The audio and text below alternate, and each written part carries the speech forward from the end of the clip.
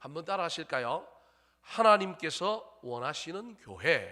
하나님께서 원하시는 교회. 자, 우리가 수요일마다 베드로전서를 살펴보고 있는데요, 오늘은 교회에 대한 이야기를 좀 해보려고 합니다.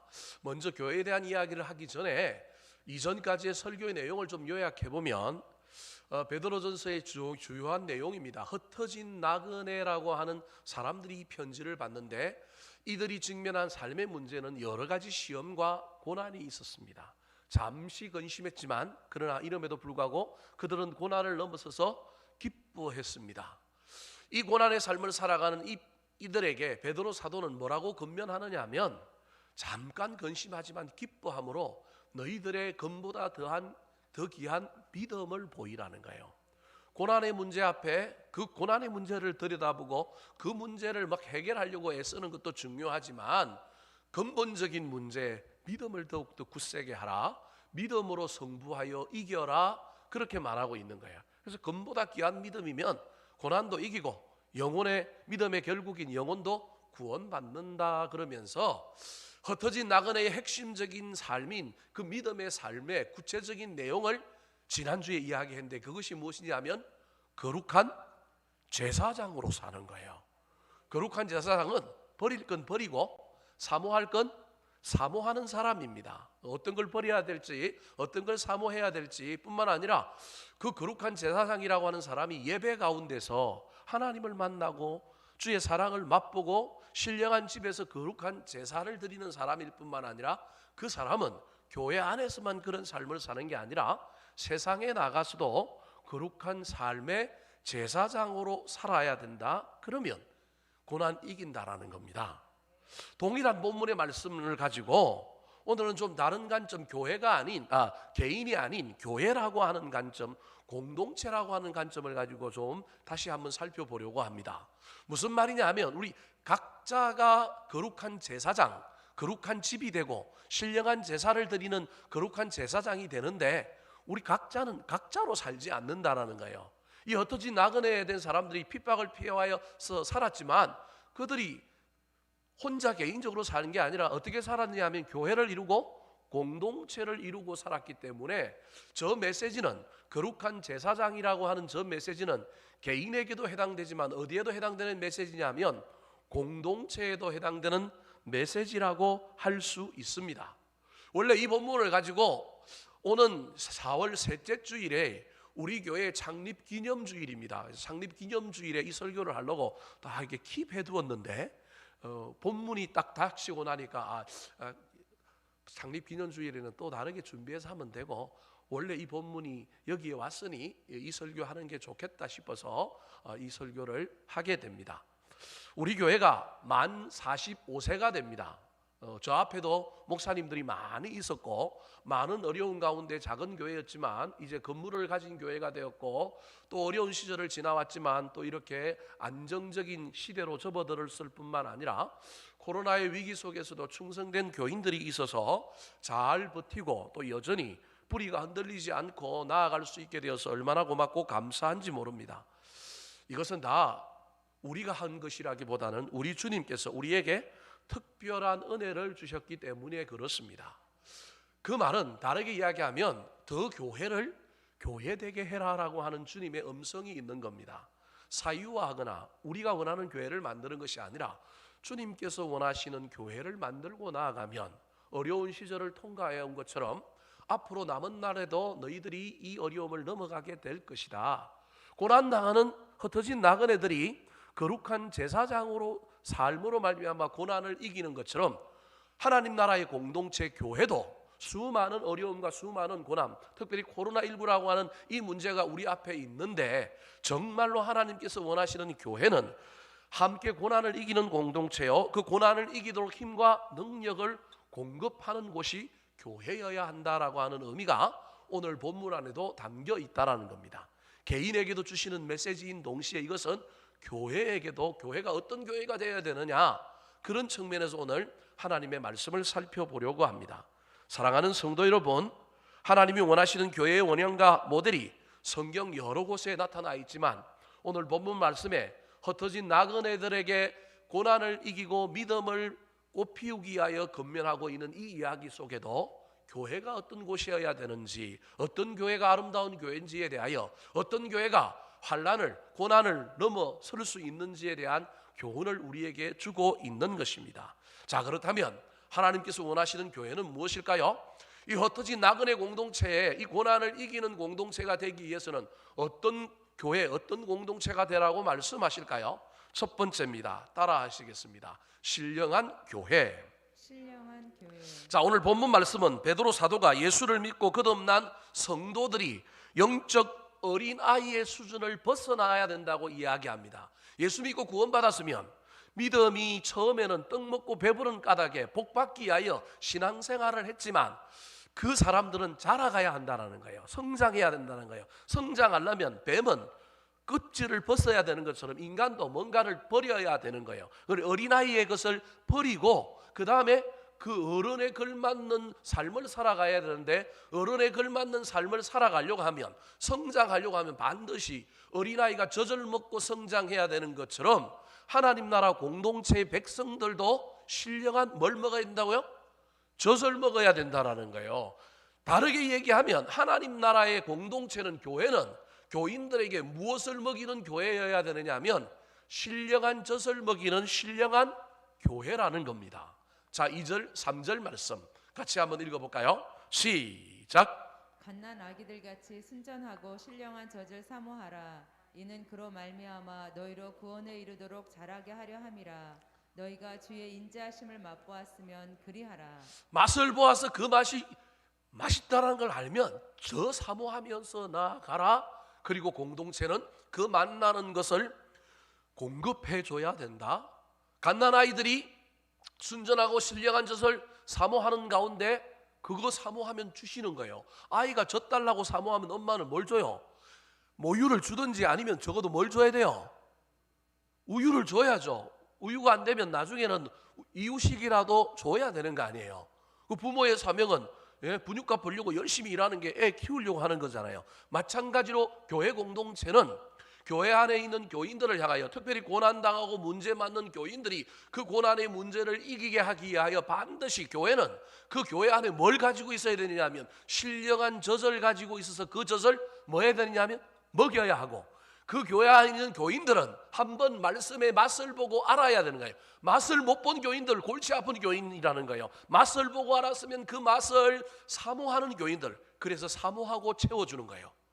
집에 아이가 젖 달라고 보채고 엄마는 그 젖을 주면 그 가정은 건강한 가정인 거예요. 거기는 좋은 부모와 자녀들이 성장할 수밖에 없는 거예요. 교회는 그러해야 된다. 그래야 2절 마지막에 보니까 그로 말미암아 너희로 구원에 이르도록 뭐하게 하려 함이라? 자라게 하려 함이라.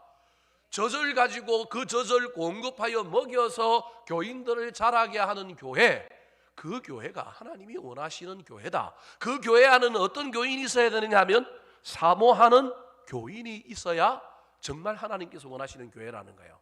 교회만 있어서 되는 게 아니고, 젖만 있어서 되는 게 아니고, 사모하는 교인이 있고 사모하는 교인들을 채워줄 수 있는 젖이 있어서 그 젖을 채워주는 교회가 우리 주님이 원하시는 교회라는 겁니다. 시편 119편 131절에 보면 다윗이 얼마나 하나님의 말씀을 사모했는지 알 수 있습니다. 같이 한번 읽어볼까요? 시작. 내가 주의 계명들을 사모함으로 내가 입을 열고 헐떡였나이다. 주의 계명 말씀을 사모함으로 입을 열고 뭐 했다고요? 헐떡거렸다라는 거예요. 어린아이는 의사소통이 잘 안 되니까 배고프면 안 주면 뭐예요? 울잖아요. 그죠? 이게 사모하는 거예요. 하나님께 여러분 젖을 달라고 사모하세요. 기도의 응답을 달라고 사모하시라니까요. 사모하는 사람이 교회 안에 있어야 돼요. 그냥 그럭저럭 그냥 주면 좋고 안 줘도 좋고 뭐 내가 말아서 살면 되고 안 주면 안 주는 대로, 주면 주는 대로. 여러분 그게 아니라 교회 안에는 좋은 교회가 되려면, 좋은 공동체가 되려면 그 교회 안에 누가 있어야 되느냐 하면 사모하는 사람이 있어야 된다니까요. 근데 아무리 사모해도 그 가정이 문제가 있어서 엄마가 춤바람이 났든 아버지가 우유값을 안 벌어주든 문제가 많아가지고 그 젖 달라고 보채는 아이에게 젖을 공급해 줄 수가 없다면 그것도 문제인 거예요.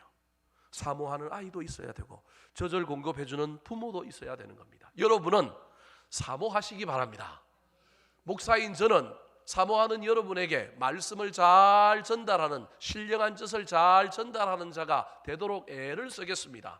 저를 위하여 늘 기도해 주셔야 합니다. 옛날에 어떤 교인은 저를 비난하면서 우리 교회 목사님은 말씀만 잘 전하는 사람이래요. 설교만 잘하는 사람이에요. 여러분, 설교만 잘하는 게 그게 얼마나 중요한 건지 모르죠. 여러분, 목사의 최고의 덕목이 여러분 그거예요. 제가 뭐 인격적으로 문제가 있어서 그걸 회피하려고 얘기하는 게 아니라 여러분, 그게 최고의 목사의 사명인 거예요. 물론 거기에다가 뭐도 좋아야 될까요? 인격도 좋아야 되겠죠. 그리고 뭐도 잘 해야 되겠죠. 그런데 그 어떤 것보다 하나를 선택하라고 하면 목사는 말씀을 잘 만들어서 교인들에게 말씀을 먹이는 거예요. 이 역할이 최고의 역할이에요. 제가 그것뿐만 아니라 다른 것도 잘할 수 있도록 여러분 기도해 주시기 바랍니다. 재탕 삼탕 하는 것이 아니라 하나님께 잘 기도하고 우리 하나님 앞에 겸손히 나아가 주님이 주시는 말씀들을 가지고 열심히 그 말씀에 꼴을 먹이려고 애를 쓰는 목회자 되게 해달라고 기도하시기 바랍니다. 어제도 오늘도 이번 한 주간 저는 여러분 잘 모르겠지만 생똥을 싸면서 설교를 준비하고 밤을 샙니다. 어제도 새벽 2시쯤에 집에 들어갔어요. 저는 뭐 늘 나와서 정말로 엉덩이가 막 할 정도로, 짓무를 정도로 설교 준비하고 어떻게 하면 새로운 걸 발견할까. 여러분, 목사가 절기기만 되면 같은 구절을 가지고 늘 설교하는데 똑같은 말씀을 하지 않으려고 어떻게 하면 또 새로운 관점을 볼까, 어떻게 하면 좀 더 풍성하게 할까, 어떻게 하면 좀 더 감동을 줄 수 있는 하나님의 말씀을 전할까.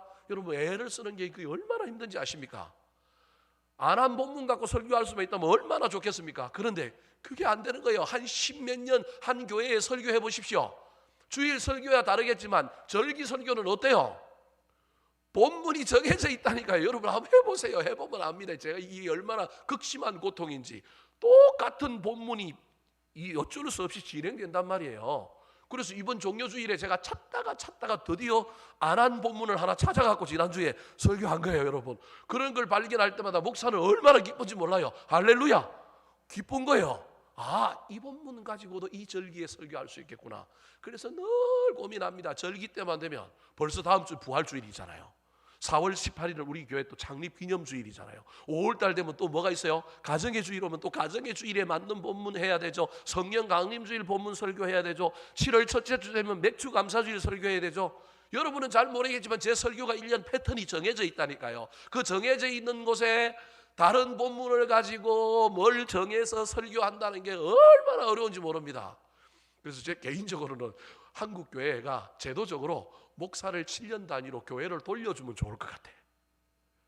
이건 제 개인적인 소망입니다. 왜냐하면 그러면 7년 동안 했던 노하우 가지고 조금 더 잘 못해가지고 다른 교회 또 좀 가서 하면 더 잘할까요, 못할까요? 잘할 수도 있겠지만 매너리즘에 빠져서 안 하는 목사들도 있어요.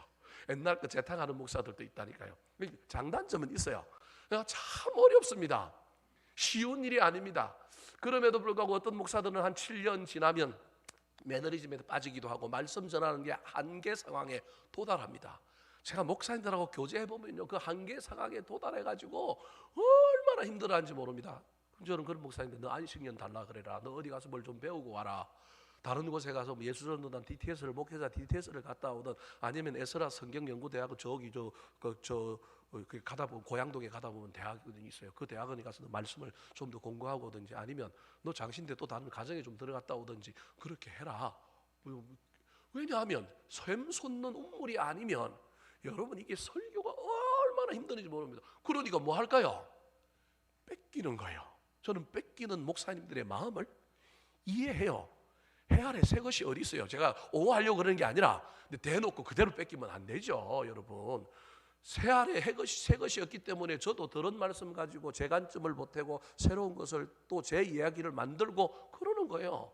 근데 저는 그나마 그래도 다른 목사님 설교를 그렇게 많이 듣는 편은 아니에요. 저는 일주일에 한 편 들을까 말까 그래요. 한두 편 들을까 말까. 근데 저는 주로 이제 성경 가지고 실험하고 책을 읽고 이런 스타일인데 저는 그래도 제 아내가 옆에서 보면서 알지만 설교 준비하는 게 저는 그래도 그렇게 고통은 아니에요. 즐거움에 더 가까운 저는 형이에요. 그래서 주변에 있는 목사들이 저를 향하여 얼마나 부러워하는지 모릅니다.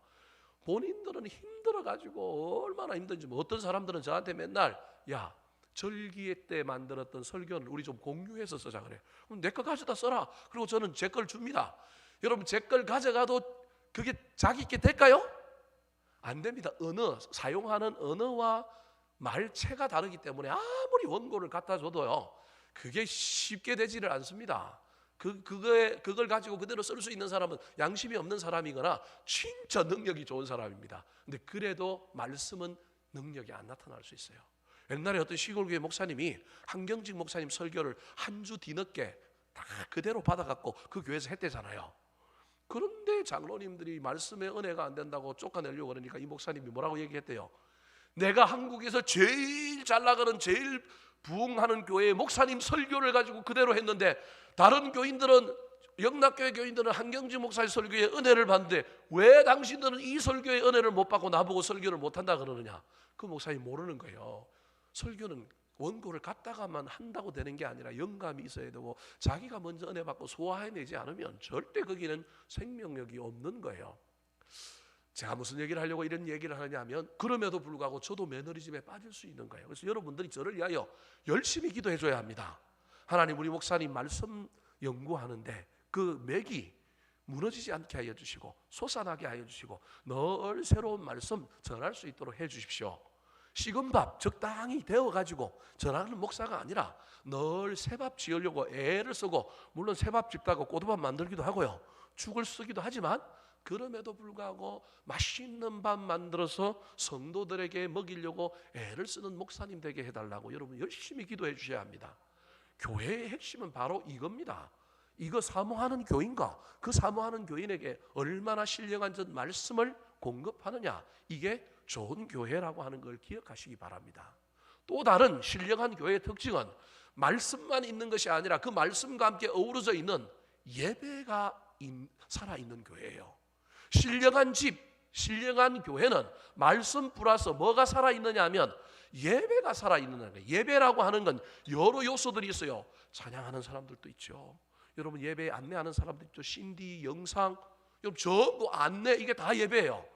목사들은 설교만 예배라고 생각하지만 그게 많은 부분을 차지하고 있지만 더 많은 부분들이 예배를 예배되게 하는 것이 있단 말이에요.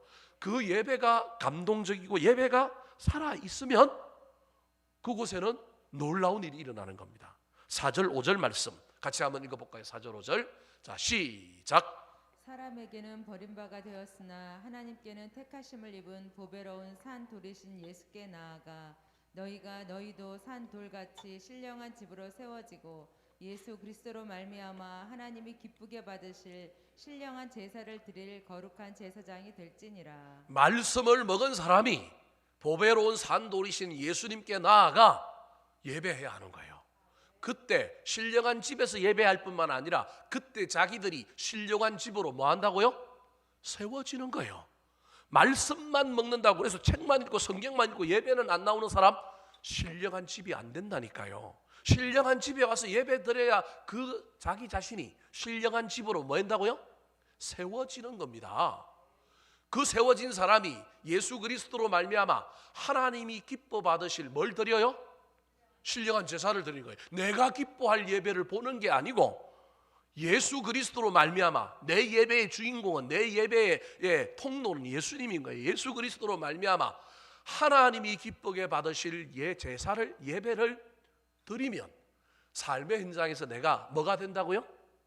거룩한 제사장이다. 저 말이 그런 말이에요. 이어놓으니까 저게 같은 말인 것 같지만 그게 아니에요. 신령한 집으로 세워지는 예배자, 내가 예배자가 되면, 내가 하나님 앞에 기뻐 받으실 예배를 드리면, 나는 예배할 때 나는 제물로 왔잖아요. 난 예배자로 왔잖아요. 근데 왜 거룩한 제사장이라 그러냐면 그 예배를 통과한 사람이 삶의 현장에서 내가 뭐가 되는 거예요?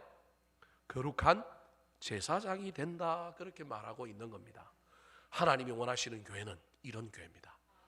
말씀을 먹고 자라는 사람, 말씀이 공급되고 그 말씀을 먹은 사람이 주님 앞에 나와 예수 그리스도로 말미암아 하나님 받으실 기쁜 예배를 드리고, 그 예배만 드린 것이 아니라 그 예배자가 세상에 나가서 거룩한 제사장이 되는 놀라운 일들을 일으키게 만드는 곳이 하나님이 원하시는 교회라고 하는 사실을 기억하여 저와 여러분이 교회 안에서의 예배뿐만 아니라 삶의 현장에서의 예배를 완성하고 교회 안에서의 예배자일 뿐만 아니라 삶의 자리에서도 예배자로서의 거룩한 제사장으로서의 역할을 잘 감당하는 놀라운 일들을 경험하게 되기를 우리 구주 예수 그리스도의 이름으로 축원합니다. 두 번째, 하나님께서 원하시는 교회는 어떤 교회일까요? 따라 하시겠습니다. 기초가 튼튼한 교회. 기초가 튼튼한 교회. 운동선수들에게 가장 중요한 것은 기초 체력입니다. 체력이 떨어지면 모든 게 떨어지게 되어 있습니다. 배구 선수들은요 5세트 풀세트를 뛰는데요 체력이 떨어지면 점퍼가 떨어져요. 타점이 낮아지고요. 체력이 나중에는 기술을 뒷받침해주는 가장 중요한 관건이 되는 겁니다. 1980년도에 우리나라의 여자 육상 선수 중에 유일하게 아시안 게임에서 800m, 1500m, 3000m 금메달을 딴 여자 육상 선수가 있어요. 누군지 기억나요? 임춘애라고 하는 여자가 있었어요.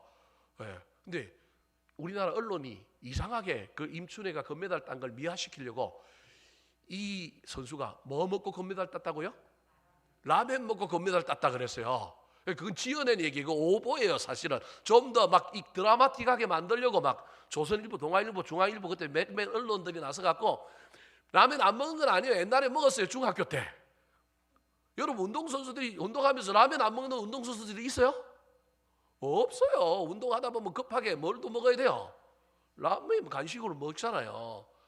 근데 그 라면 먹은 그 이야기 인터뷰 중에 들은 그 이야기를 가지고 집안이 가난해갖고 헝거리 정신으로 그 집안을 일으키려고 열심히 뛰다 보니까 금메달을 땄고 이렇게 기록됐고 라면만 먹고도 이런 금메달을 땄다. 국민들에게 어필하기는 참 좋죠. 그 어려운 시대에 우리도 못 살지만 라면만 먹고도 금메달 딴 사람이 있으니 우리도 금메달 딸 수 있다. 근데 나중에 알고 보니까 라면만 먹은 게 아니라 너무 잘 먹은 거예요. 뒤에서 스폰서가 있어갖고 가족들뿐만 아니라 그 학교 선생님이 체력이 있어야 된다고, 체력이 있어야 기록을 낸다고. 얘가 막 하지장이 길고 운동을 잘하는데 어릴 때부터 자꾸 기록을 내는데 이 제목감인 거예요. 그래서 위대한 육상 선수가 되겠다 싶어가지고 막 근력을 좋게 하는 고기 이런 걸 많이 먹였던 거예요. 근데 언론은 뭐라고 얘기한 거예요? 뭐 먹고 금메달 땄다고요? 라면 먹고 금메달 땄다 그런 거예요. 그러니까 알고 보니까 나중에 훗날 지나고 보니까 라면 먹고 딴 게 아니라 잘 먹어서, 그렇다고 해서 뭐 운동선수가 얼마나 잘 먹었겠어 그런 건 아니지만 어느 정도의 체력을 뒷받침할 수 있는 잘 먹는 행위가 그에게 있었다. 그래서 금메달을 땄다라고 하는 이야기가 훗날 나오게 되었습니다. 베트남에 가면 우리나라 사람이 베트남에 영웅인 사람이 한 사람 있어요. 누구예요? 머리 벗겨진 축구 감독 있잖아요. 박항서라고. 이 양반이 베트남에 가고 베트남 이 축구가 완전히 핫발인데 그 동남아 지역에서 최고 1등 가는 팀으로 만든 거예요. 아직 뭐 우리나라, 중국, 일본 이런 정도의 상대는 아니지만 이제 자웅을 겨뤄볼 만한 위치까지 올라올 정도로 축구 수준을 올려놓은 거예요. 근데 이 감독이 그 축구 수준을 올리기 위해 갔더니만 이 더운 나라의 이 선수들이 뭐가 없어요?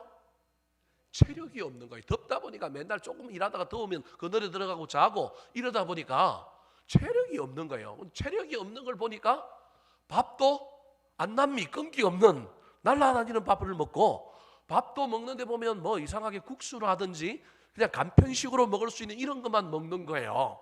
단백질을 안 먹는 거예요. 그래서 국가대표 감독으로 베트남에 부임하고 나서 그가 요구한 게 있는데, 내가 원하는 식단대로 선수들을 먹이게 해주지 않으면 내가 안 하겠다는 거야, 감독을. 그래서 우리나라의 영양사를 데리고 가가지고 체력을 뒷받침하고 근력을 키울 수 있는 식단을 싹 바꿨어요. 근데 얘네들이 안 먹어봤던 걸 먹으니까 뭘 하는 거예요? 설사를 하는 거예요. 설사를 할 뿐만 아니라 이걸 먹어요, 못 먹어요? 못 먹는 거예요. 그래서 숙제가 뭐냐면, 박한서 감독이 베트남에 가고 제일 먼저 한 숙제가 뭐냐면, 정량을 먹지 않고 연습 나오는 사람은 자기가 훈련을 안 시키고 자기 팀에서 뺀다라는 거예요. 그래서 밥 먹는 걸 늘 지켜보고 그걸 다 먹는지를 보는 거예요. 처음에는 못 먹었는데 훈련이 고달프니까 안 먹으면 훈련을 할 수 있어요, 없어요? 입에서 단내가 나는 거예요, 안 먹으니까. 그러니까 체력 훈련을 자기들이 그동안에 경험해보지 못한 엄청난 체력 훈련을 이제 시키는데, 그 체력 훈련을 받다 보니까 안 먹으면 이 체력 훈련을 소화해낼 수 없다는 걸 알게 되면서 이 선수들이 끝에 그 음식을 이제 먹기 시작하면서 기초 체력을 딱 갖추고 나니까 거기에 기술을 접목시키니 이들의 실력이 그 지역에 있는 나라들을 전부 앞질른 나라, 최고의 그 동남아시아에서 마수가 누구였냐면 태국이었는데, 이제 태국은 베트남에 잽이 안 될 정도로 실력이 늘어나게 된 겁니다. 고3 수험생들 엄마들 여기 있습니까?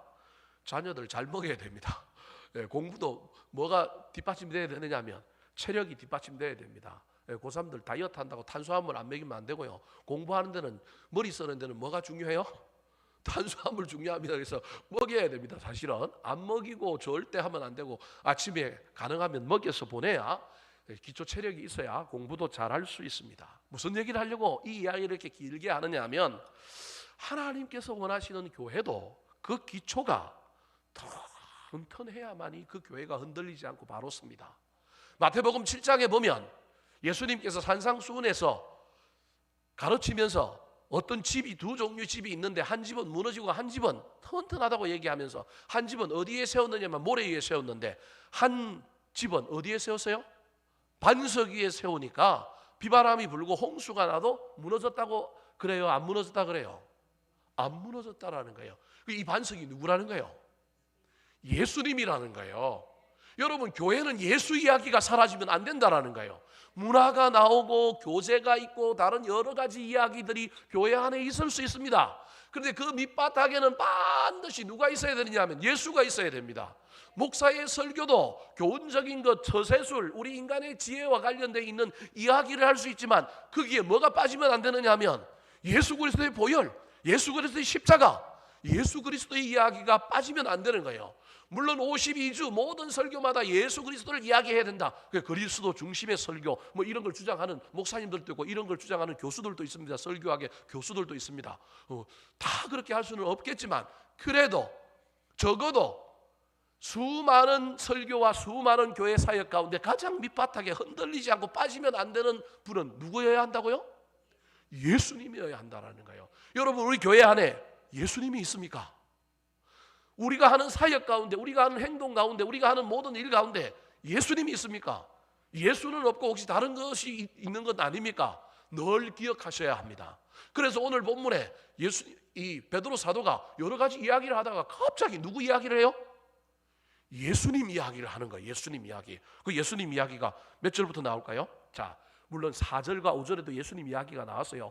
산돌이신 예수님께 나아가 뭐 이런 얘기가 나오죠. 그런데 6절부터 본격적으로 예수님에 대한 이야기를 합니다. 자, 6절, 7절 한번 읽어볼까요? 시작. 성경에 기록되었을 때 보라, 내가 택한 보배로운 모퉁이 돌을 시온에 두노니 그를 믿는 자는 부끄러움을 당하지 아니하리라 하였으니, 그러므로 믿는 너희에게는 보배이나 믿지 아니하는 자에게는 건축자들이 버린 그 돌이 모퉁이의 머릿돌이 되고. 지금 고난의 문제에 대한 이야기를 하는데 고난을 믿음으로 자꾸 이야기한단 말이에요. 베드로 사도는 고난의 상황 가운데 믿음을 이야기하는데, 너희들 고난 중에서 누구 믿고 있냐는 거예요. 지금 너희들이 지금 고난을 당하지만 너희들의 이 고난의 문제 가운데 너희들의 인생의 밑바닥에는 누가 있냐는 거예요. 그러면서 얘기하는, 보라, 내가 택한 보배로운 모퉁이 돌을 시온에 두노니 그를 믿는 자는 뭘 당하지 않는다고요? 이 누구의 얘기냐면 예수 그리스도에 대한 이야기인 거예요. 예수를 믿는 사람은 네가 고난을 당하고 있어도 이 고난 속에서 예수 그리스도를 굳게 믿으면 너는 뭘 당하지 않는다고요? 부끄러움을 당하지 않는다는 거예요. 그러므로 믿는 너희에게는 예수 그리스도가 뭐라고요? 보배라는 거예요. 다르게 얘기하면 고난받아도 고난 때문에 잃어버린 것이 보배가 아니라, 고난 중에 네가 그래도 여전히 예수 그리스도를 붙들고 있으면 넌 보배를 가지고 있다라는 거예요. 여러분, 저와 여러분 안에 이 예수 보배가 있습니까? 고난당하여 뭘 좀 잊어버리고 뭐가 좀 망하고 뭐가 좀 실패함으로 말미암아 그것 때문에 너무 억울해 하십니까? 내 안에 예수 그리스도 보배가 있으면 됩니다. 그러므로 믿는 너희에게는 보배지만 믿지 아니하는 자에게는 건축자들이 버린 그 돌이 무슨 돌이 된다고요? 모퉁이의 머릿돌이 된다. 믿지 않는 자들이 버린 돌이 믿는 너희에게는 보배일 뿐만 아니라 너희들에게는 새로운 고난 가운데 새로운 인생을 건축하는 너희들에게는 하나님이 세계 인류의 구원의 구속사의 건축자로서 그 건축을 새롭게 행하는 하나님에게는 그 예수 그리스도가 모퉁이의 무슨 돌이 된다고요? 머릿돌이 된다는 거예요. 8절 말씀 같이 한번 읽어볼까요? 8절입니다. 시작. 또한 부딪히는 돌과 걸려 넘어지게 하는 바위가 되었다 하였느니라. 그들이 말씀을 순종하지 아니함으로 넘어지나니 이는 그들을 이렇게 정하신 것이라. 지금 제가 무슨 얘기를 하려고 저 얘기를 하고 있느냐면요, 교회에는 예수 그리스도가 있어야 되고 예수님만 있는 것이 아니라 그 예수를 믿고 뭐 하는 것이 있어야 되냐면 순종이 있어야 그 교회가 기초가 탁 튼튼한 거예요. 모퉁이에 버린 돌이 모퉁이가 버린 돌이 모퉁이 돌이 되었는데 그 돌은 믿는 자에게는 건축자의 모퉁이 돌이 되지만 믿지 않는 자에게는 그 사람들을 뭐하게 하는 돌이냐면 걸려 넘어지게 하는 돌이에요. 부딪히게 하는 돌이라는 거예요. 그래서 오늘 본문에 돌이라고 하는 구절이 단어가 몇 번 등장하느냐면 6번 등장합니다. 4절과 5절에 산돌, 6절에 보배로운 모퉁이 돌, 7절에 모퉁이의 머릿돌, 8절에 부딪히는 돌, 걸려 넘어지게 하는 돌입니다. 6절까지는 믿는 자가 예수 그리스도를 어떻게 받아들이느냐, 예수 그리스도가 돌이라니까요. 예수 그리스도를 어떻게 받아들이냐, 살아있는 돌로 받아들이는 사람이 믿는 자예요. 예수님은 살아있는 리빙스톤이라니까요. 그런데 이 돌은 보배로운 돌이기 때문에 나한테 고난 때문에 모든 것이 사라지고 없어져도 이 보배로운 돌이 있기 때문에 나는 여전히 부자인가요. 뿐만 아니라 이 돌 때문에 나는 새롭게 시작할 수 있어요. 머릿돌이기 때문에 그 이후에 인생을, 미래를 다시 건축할 수 있어요. 근데 믿지 않는 한 자, 그 사람은 이 돌이 산돌도 아니요, 보배로운 돌도 아니요, 모퉁이 돌도 아니요. 이 돌은 무슨 돌이라고요? 막 부딪혀서 내가 머리가 깨지고 막 다리가 깨지게 하는 돌이고 나를 걸려 뭐하게 하는 돌이에요? 넘어지게 하는 거예요. 저 구원 못 받게 하는 예수 그리스도라는 거예요. 예수가 구원의 기준이라는 거예요. 어떤 사람은 그 위에 구원을 세우지만 어떤 사람은 걸려 넘어져서 지옥 간다, 그런 의미입니다. 사랑하는 성도 여러분, 저와 여러분 인생에 예수라고 하는 단어가 사라지지 아니하였으면 좋겠습니다. 교회 안에도 저와 여러분이 세상 권력을 믿거나 돈을 믿거나 다른 걸 믿는 것이 아니라 예수를 믿었으면 좋겠습니다. 목사도 너무 믿지 마시고요, 예수를 믿으시기 바랍니다. 교회 안에 유력한 자도 믿지 마시고요, 예수를 믿어야 합니다. 교회를 지식의 반석 위에 세우면 안 됩니다. 세상 지식은 변합니다. 교회를 어떤 권력자 위에 세우면 큰일 납니다. 건불 10년이라 그랬고 사람은 나중에 변하게 되어 있고 그 사람이 나중에 세운 것을 무너뜨립니다. 여러분, 사람이 그런 존재예요. 사람이 세우기도 하지만 뭐 하는 존재라고요? 무너뜨리는 존재입니다. 수많은 나무에서 성냥 하나를 만들지만 성냥 하나가 수많은 나무를 뭐 할 수도 있어요? 태울 수도 있다니까요. 여러분, 저와 여러분이 그런 이중적인 존재예요. 그래서 우리는 우리 교회의 밑바탕에 누가 있어야 되느냐면 예수가 있어야 되고요, 그 예수를 믿는 자들이 있어야 되고 그 믿음으로 말미암아 그 주님의 음성을 듣고 뭐 하는 자가 있어야 되면 순종하는 자가 있어야 됩니다. 왜 그렇습니까? 사람은 다 변하고 상황은 다 변하지만 예수님은 어제나 오늘이나 뭐 하시기 때문에 그래요? 동일하시기 때문에 그래요. 그분은 교회를 위하여 자기 몸을 주신 분이기 때문에. 에베소서 5장에 주께서 교회를 위하여 자신을 주심같이 남편들아 아내를 위하여 너희 자신을 주라라고 얘기하잖아요. 교회를 위하여 주셨다니까요. 자기 피 흘려 몸 버려 세운 교회를 우리 주님께서 이걸 함부로 무너뜨리거나 이걸 그냥 내버려 두시겠어요? 사람 손에 맡기겠어요? 착각하면 안 됩니다. 우리 손으로 지키는 게 아니라 주님이 지키실 겁니다. 히브리서 13장 8절 말씀 시작. 예수 그리스도는 어제나 오늘이나 영원토록 동일하시니라. 우리 주님께 모든 걸 맡기시고 주님을 기초로 놓으십시다. 말씀과 순종 위에 세우고 사랑과 헌신과 십자가 섬김 위에 우리 교회와 우리의 신앙을 세울 뿐만 아니라 우리가 주님만 바라보고 주님께 기도하고 우리 주님 주시는 힘과 능력을 사모함으로 고난도 이기고 환난도 이기고 우리 앞에 놓여진 인생의 길을 아름답게 멋지게 완주하는 저와 여러분 되기를 우리 구주 예수 그리스도의 이름으로 축원합니다. 마지막으로 하나님께서 원하시는 교회는 어떤 교회일까요? 따라하시겠습니다. 덕을 선전하는 교회. 덕을 선전하는 교회. 이건 교회에 대한 이야기일 뿐만 아니라 지난주 설교에 하나 덧붙여야 될 걸 안 붙인 건 오늘 설교 때문에 그러긴 한데 지난주 설교에 거룩한 제사장이라고 하는 제목으로 버릴 걸 버리고 사모하고 예배를 드리는 사람이 거룩한 제사장일 뿐만 아니라 거룩한 제사장은 삶의 현장에서 거룩한 제사장의 삶을 삶으로 말미암아 하나님의 덕을 선전하는 사람이에요.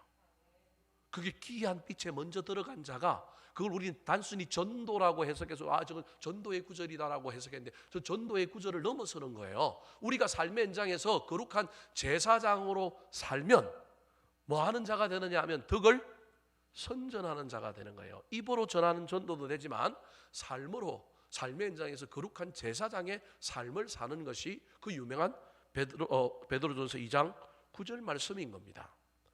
사랑하는 성도 여러분, 사람은 무엇인가 미쳐 삽니다. 젊어서는 사랑에 빠지고 이성에 미치고 꿈과 비전에 미쳐 사는 것이 정상입니다. 그러다가 30, 40대가 되면 돈에 미쳐 살고 어느 정도 기반을 잡으면 50, 60대는 노후와 명예에 대하여 우리가 인생을 겁니다. 신앙생활도 마찬가지입니다. 저와 여러분이 예수에 미쳐야 합니다. 그렇지 않으면 신앙생활이 힘듭니다. 세상도 예수도 양다리 걸치면 언젠가는 가랭이가 찢어진다니까요. 그래서 저와 여러분이 가능하면 예수에 미쳐야 합니다. 하용조 목사님이 살아생전에 목회자들 모아놓은 신앙 강좌에서 이런 이야기를 했습니다. 자기는 교인들을 달달달달 볶고 싶은 목사가 아닌데 그냥 예배 잘 드리고 가게 하고 은혜 많이 받게 가고 세상에서 잘 살았으면 좋겠고 교회는 좀 모이지 마라 그리고 세상에 가서 열심히 살아라, 그렇게 얘기하고 싶은 목사였다라는 거예요. 근데 그렇게 해봤더니 교인들이 안 그러더라는 거예요. 무슨 말이냐 하면 교회는 적게 오고 은혜 받고 난 다음에 세상에 가서 값지게 살아라 그랬는데 교회 안 모이게 하니까 값지게 사는 게 아니라 세상에 가서 어디 가더라고요? 전부 엉뚱한 데 가더라는 거예요. 교회 오는 시간 좀 줄이고 교회에 헌신하고 봉사하는 것 좀 줄여서 세상에서 그리스도의 편지요 향기로서 잘 살았으면 좋겠다 그랬는데 보니까 풀어줬더니 내버려뒀더니 전부 뭐 엉뚱한 곳으로 가더라는 거예요. 뭐 그것도 좀 필요하겠지. 가족끼리 좀 놀기도 하고 좀 여가도 있고 좀 취미도 있고 좀 인생살이 뭐 있어 좀 여행도 가고 그래야 되지 않겠니? 그런데 그게 가면 갈수록 더 심해져 갖고 점점 어디로 가더라고요? 세상으로 가더라. 그래서 어느 순간 자기가 마음을 바꿨대요. 그때가 이제 지금 이촌동에 있는 온누리교회를 이제 시작할 때입니다. 그때 이 목사님의 목회가 바뀌었는데요. 그때 세미나 하면서 우리 목사들에게 했던 얘기가 있습니다. 지금까지 했던 목회의 방향을 바꾸고 자기의 가장 큰 목표는 어떻게 하면 교인들을 교회로 모을까? 내버려두니 악한 마귀에게 심령을 빼앗기고 세상에 푹 빠져서 주님을 모르게 될 가능성이 훨씬 더 많아서 욕을 먹는 한이 있더라도 어떻게 하면 교인들을 교회로 모을까? 어떻게 하면 교인들의 돈을 뺏어서 하나님을 위하여 쓰게 만들까? 돈을 교인들에게 맡겨놨더니 그 돈 가지고 하나님을 기쁘시게 하고 사람들을 이롭게 하는 데 쓰는 게 아니라 세상을 이상하게 만들고 악한 마귀에게 훨씬 더 내주더라. 그래서 자기는 생각을 바꿔서 어떻게 하면 교인들을 교회에 붙들어 놓을까? 어떻게 하면 교인들을 교회에다가 헌신하게 만들까? 어떻게 하면 교인들이 가지고 있는 물질을 어떻게 하면 하나님께로 돌릴까? 이게 자기 자신의 최고의 목표였다라는 거예요. 제가 그때 그 말을 근성으로 들었어요. 그래서 저도 목회를 어떻게 생각하냐면 참 교회는 좀 교인들 좀 안 괴롭혔으면 좋겠다. 지금까지도 여전히 제가 가지고 있는 목회의 방침 중에 하나입니다. 난 교인들 좀 안 괴롭혔으면 좋겠다. 못 느껴요, 여러분? 별로 동의 안 하시는 것 같네요. 그러면 제가 이제 반대로 한번 해봐야 될 것 같네요. 저는 가능하면 교인들을 안 괴롭히는 게 좋겠다. 어떻게 하면 세상과 교회 사이의 그 긴장감 속에서 그 긴장을 무너뜨리지 않고 신앙생활과 사회생활을 잘할 수 있을까? 그런 정도 선에서 교회 생활을 강조했으면 좋겠다. 이게 제 목회의 방침입니다. 그게 여러분에게 잘 전달되고 잘 지행되고 있는지는 없는지는 모르겠지만 현재까지는 지금까지도 제가 이제 가지고 있는 목회의 방침입니다. 이걸 바꾸겠다는 뜻이 아니고 오해하지 마십시오. 그때 제가 하용조 목사님의 말에 동의하고 들었으면 제 목회 방침이 바뀌었을지도 몰라요. 제가 지금 무슨 얘기를 하려고 하느냐 하면 그분의 말이 그때는 우리한테 아주 강호하게 들렸고 저한테는 개인적으로 조금 거부감이 들었지만 그 말 속에 담겨 있는 의미가 어떤 것인지는 이제 목회를 하고 나이가 들어가니까 알게 됐다라는 말입니다. 여러분, 신앙생활은 또 우리가 뭔가 좋아하고 잘하는 일에는 반드시 뭐가 있어야 되냐면 조금은 미쳐야 합니다. 미치지 않고 열정을 쏟지 않고 뭐 열심히 하지 않는데 무슨 일이 일어난다? 그건 말이 안 되는 겁니다. 신앙생활도 마찬가지입니다. 저와 여러분이 신앙생활을 하고 주님을 따른다 그런다면 그래도 이곳에 주님께 다른 어떠한 것보다 마음과 열정과 에너지가 훨씬 더 많이 있어야 하지 않겠습니까?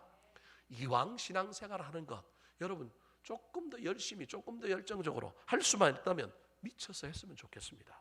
세상 사람들이 우리 보고 너무 미쳤다 그래서 이상해지면 좀 곤란해질지 모르겠지만, 그래도 저 사람 좀 미쳤다라고 하는 그 이야기 속에 저 사람 제대로 믿는구나, 저 사람은 열심히 있는구나, 그런 의미가 있지 않겠습니까? 세상 사람들이 나를 교회 다니는지도 안 다니는지도, 예수를 믿는지도 안 믿는지도 모른다? 그럼 그건 문제 있는 겁니다. 그건 분명히 문제 있는 겁니다. 근데 그래야만이 세상 속에서 내가 예수 믿는 것이 사람들이 내가 말 안 해도 알아야만이, 그게 뭐 좋든 나쁘든 알아야만이 내가 진짜 예수를 제대로 믿고 있는 겁니다.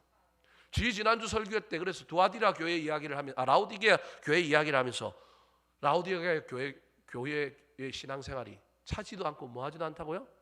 덥지도 않고 미지근하네. 여러분, 미지근한 신앙은 입에서 토하여 내버린다 그랬습니다. 계시록 3장 15절 말씀 같이 한번 읽어볼까요? 시작. 내가 내 행위를 아노니 내가 차지도 아니하고 뜨겁지도 아니하도다. 내가 차든지 뜨겁든지 하기를 원하노라. 여러분, 할 수만 있다면 뜨거웠으면 좋겠습니다. 막 너무 뜨거워갖고 사람들이 뜨거워, 그거 우리 하나님은 기뻐하시겠는데 다른 사람은 어떻게 생각할지 잘 모르겠지만, 여러분 그래도 저는 미지근한 신앙생활은 아닌 것 같습니다. 할 거면 그래도 조금 뜨거웠으면 좋겠습니다. 제가 무슨 얘기를 하려고 그러냐면, 오늘 본문에 하나님의 말씀과 예배에 선곡한 이 거룩한 제사장이 삶의 현장에서 어떤 삶을 사는지를 소개하고 있는 내용입니다. 예수 그리스도를 마음의 중심에 모시고 그 기초가 튼튼한 사람이 예배당 안에서의 삶뿐만 아니라 세상 속에서의 삶도 우리 하나님 보시기에 기쁜 삶을 산다라는 겁니다. 자, 9절 말씀 같이 한번 읽어볼까요? 시작. 그러나 너희는 택하신 족속이요 왕같은 제사장들이요 거룩한 나라요 그의 소유가 된 백성이니 이는 너희를 어두운 데서 불러내어 그의 기이한 빛에 들어가게 하시니에 아름다운 덕을 선포하게 하려 하심이라. 그럼 저 보십시오. 택하신 족속, 왕같은 제사장, 거룩한 나라, 그의 소유되어 있는 백성이니, 이건 다 교회 생활을 의미하는 거예요. 신앙생활을 의미하는 거예요. 너희들이 이런 신앙생활, 이런 존재로 만든 이유가 뭐냐? 인원이에요. 그래서 사실은 저 9절에 있는 말씀 중에 더 중요한 건 포인트가 어디에 있는 거예요? 인원부터에 있는 거예요. 앞에 이야기를 왜 하고 있느냐 하면, 너희들이 신앙생활에서 은혜를 받았다고 한다면, 너희들이 예수를 믿는다고 한다면, 너희들이 택한 족속이요 왕같은 제사장이요 거룩한 나라요 그의 소유된 백성이라고 한다면, 그 다음에 교회 바깥에서 세상 속에서 너희들이 어떻게 살아야 되는지를 내가 알려줄게. 이게 베드로 사도의 이야기인 거예요. 너희들이 지금 고난받는다고 힘들지 흩어진 나그네로, 그래서 그럼에도 불구하고 하나님 너를 택하게 해주셨어. 너희들이 왕같은 제사장으로 살게 해주셨어. 근데 너희들 고난의 문제만 이기는 게 문제가 아니라 너희들을 어떻게 살게 해주려고 하는지를 이제 설명해 줄게. 그게 저 9절인 거예요. 너희를 어두운 데서 불러내어 그의 기이한 빛에 들어가게 하신 이 예수님이잖아요. 우리를 구원해 주신 이가 예수님이잖아요. 그의 기이한 빛이 구원과 사랑이잖아요. 그 사랑을 맛보았으면, 그 구원을 경험했으면, 그 우리를 기이한 빛에 들어가게 하신 이의 아름다운 덕, 예수 그리스도의 그 구원, 그 복음을 뭐하게 한다고요? 선포하게 하는 거예요. 옛날 성경은 선전하게 하려 하심이라. 저와 여러분이 선전대원이라니까요. 선전대원은 말로도 선전하지만, 선전대원은 선전하는 말의 보정수표가 되는 삶이 있어야 합니다. 광고주가 어떤 배우에게 광고를 맡기면서 돈을 엄청 줘요. 전지현이라고 하는 배우는, 여러분 드라마 지금 나와요 안 나와요?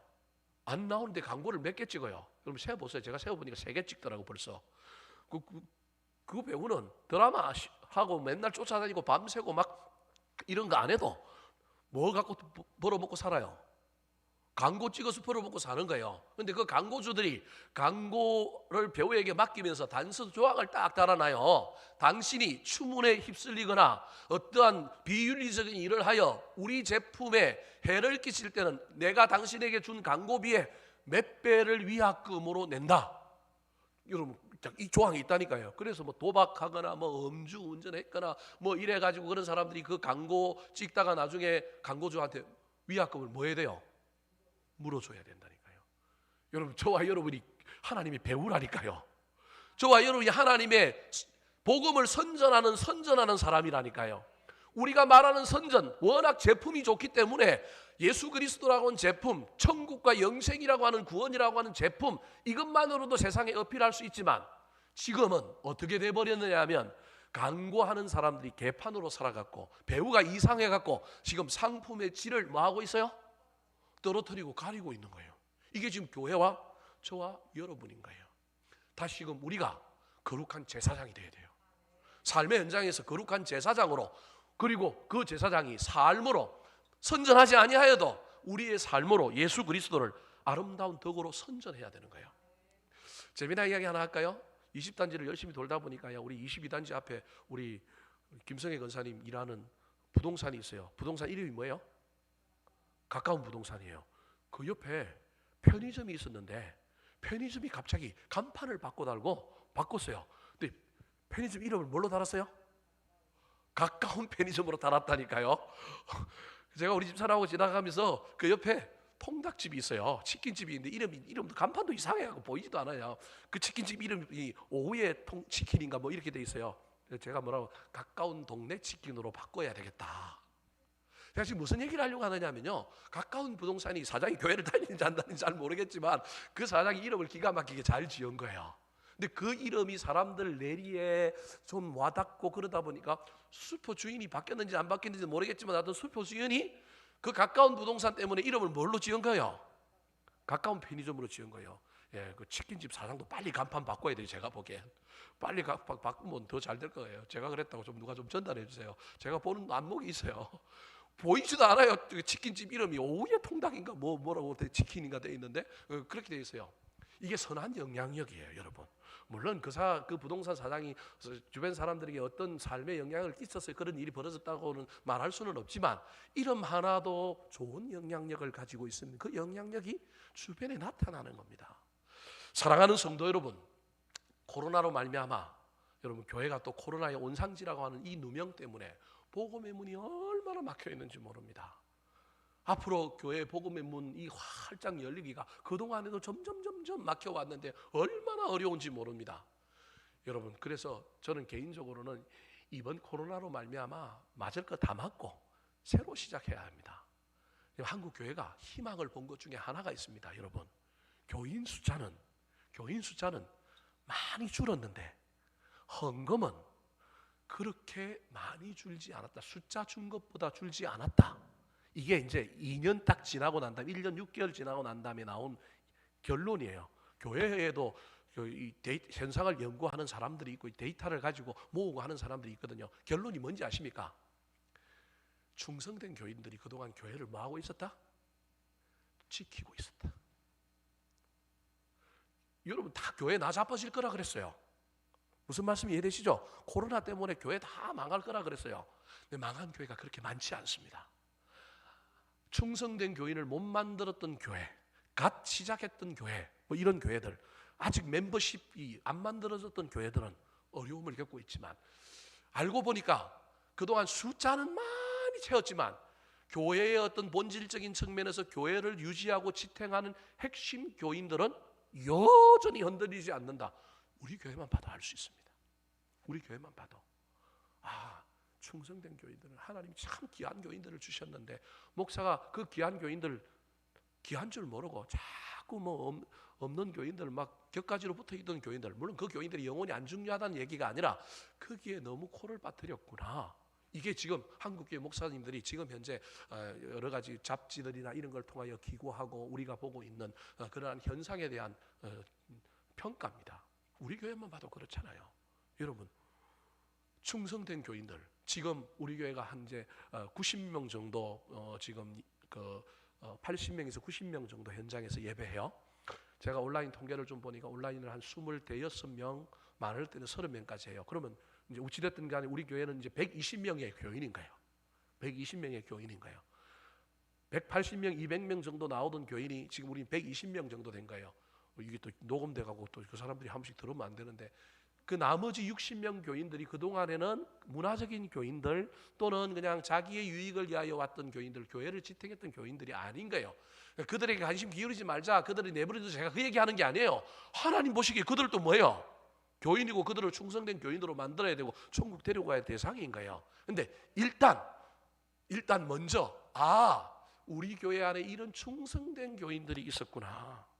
이 교인들이 귀한 교인들이구나. 그리고 이 교인들과 함께 다시 마음을 모아서 칭찬도 하고 격려도 해야 되지만 맨날 너희들 충성된 교인이다, 너희들 때문에 교회가 살았다 이렇게만 이야기하면 안 되고 또 어떻게 해야 될까요? 우리가 새롭게 되어서 뭐 해야 될까요? 전도해야죠. 또 다른 사람들을 교회로 붙여야죠. 아름다운 덕을 선전하고 교회를 또 아름답게 만들어 나가야 하지 않겠습니까? 아직은 시기가 아닌 것 같아요. 제가 보기엔 잘못하다가 내년에도 또 코로나가 그대로 갈 것 같은 불길한 예감이 들면서 하나님 앞에 이런 기도해야 돼요. 올해 안에 끝나게 해달라고. 제발 끝나게 해달라고. 다른 나라는 어쩔지 몰라도 우리나라는 변종 바이러스 좀 들어오지 않아서 우리나라는 좀 끝나게 해주고, 백신이 지금 안 들어왔고 지금 조금 문제가 있는데 빨리 좀 들어오게 해달라고 막 기업도 좀 나서고 국정원도 좀 나서고. 국가만 하려고 하지 말고요. 제가 보기엔 국정원이 뭐 하는 거예요? 이 국정원이 이런 걸 일을 나서야지. 기업들이, 우리나라에도 세계적인 기업들이 있잖아요. 네트워크를 동원해갖고 어차피 제약회사들이 백신 만들고 하는 것도 다 뭐예요? 기업이잖아요. 그럼 기업 대 기업으로 뭐 하면 돼요? 줄 것 주고 받아올 거 받아오면 되잖아요. 이런 일들을 제가 보기엔 지금 정부가 해야 되는데 이런 건 또 잘 못하는 것 같아요. 이렇게 해가지고 빨리 좀 이 일이 안정화되면 얼마나 좋을까요? 저를 대통령 시켜주시면 제가 잘할 텐데. 여러분, 우리 충성된 교인들이 다시 힘을 내어서 우리끼리 좀 안정을 취하고 다시금 힘을 내고 난 다음에 우리가 다시금 거룩한 제사장이 되어야 합니다. 삶의 현장에서 아름다운 덕을 선전함으로 말미암아 하나님의 나라를, 예수 그리스도를 또 세상 땅끝까지 전하고 믿지 않는 자들을 믿게 만들고 연약한 자들을 강한 자로 세우고, 이걸 누가 좋아하시느냐? 우리 하나님이 좋아하시는 거예요. 우리끼리 잘 먹고 잘 살고 우리가 충성된 교인이었다, 우리 때문에 교회가 살았다, 여기에만 머물러 있으면 안 되고 그 칭찬받고 그 위로받고 우리가 또 힘을 내어서 전도해야 되지 않겠습니까? 한번 따라 하실까요? 전도열이 불타는 교회, 전도열에 불타는 교회, 영혼을 구원하는 교회, 영혼을 구원하는 교회. 이 소명을 다시 붙들고 머지않은 날에 우리 교회가 다시금 분투하며 달려가게 되기를 우리 구주 예수 그리스도의 이름으로 축원합니다. 한번 따라 하실까요? 하나님께서 원하시는 교회, 하나님께서 원하시는 교회, 신령한 교회, 신령한 교회, 기초가 튼튼한 교회, 기초가 튼튼한 교회, 덕을 선전하는 교회, 덕을 선전하는 교회.